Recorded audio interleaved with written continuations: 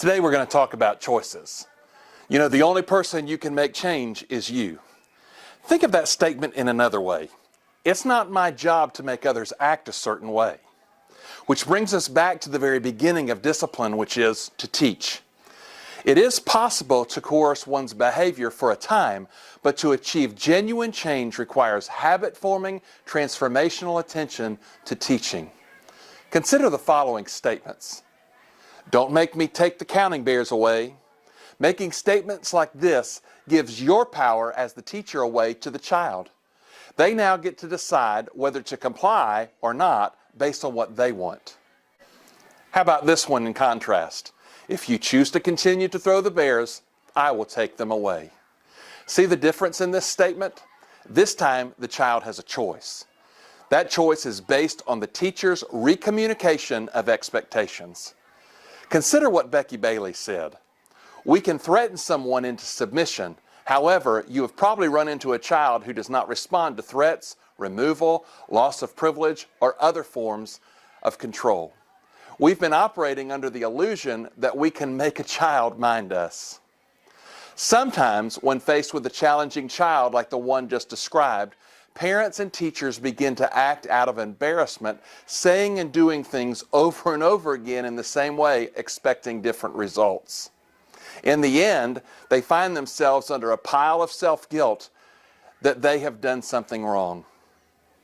Our job is to teach children to be responsible for their own behavior.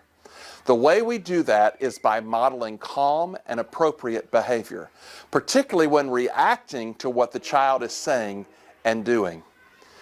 Becky Bailey continues, saying, teachers send children to the office so the principal will make them shape up.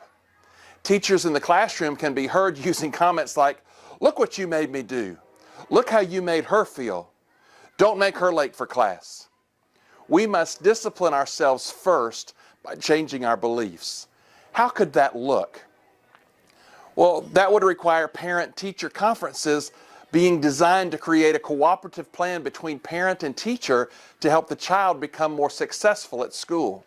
Note, this requires a focus on what we want over what has been done. Principals would come to classes so teachers would be free to work one-on-one with difficult children.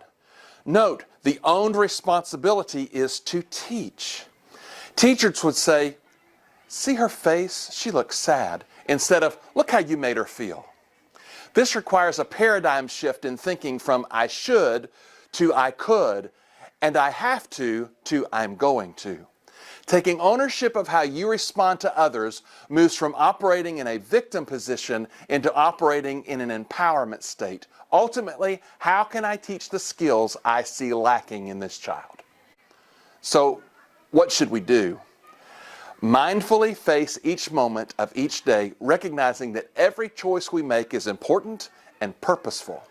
I would add, is teaching others how they should act or make choices. Look back at the lesson on assertiveness. When we choose to be assertive, saying what we mean and meaning what we say, we maintain our power over our own decisions. When we give away our power, we lose our power. Lost power yields upset. Upset yields blame. Blame yields an inability to find solutions because the focus remains on the negative, what we don't want, rather than on choices or those things that we do want. To shift from making children behave to relying on choices, you must change the question you ask yourself. Generally, teachers ask, how can I get the child to stay on task? Asking how I get is the same thing as asking how can I make. By asking yourself how can I help the children be more likely to choose to stay on task, you will ask your brain to come up with a different set of answers. This new question directs you to come up with developmentally appropriate discipline strategies. Let's find ways to ask, how do I help the child be more likely to choose what I need them to do, rather than how can I get the child to do what I want them to do. As we prepare for our December 2nd training, take some time to pay attention to your own thought processes and see how often, when it comes to discipline, you are thinking more in terms of how to get what you want over exploring ways to give choices with a focus on teaching social emotional development skills. I look forward to hearing your experiences at our training on December 2nd.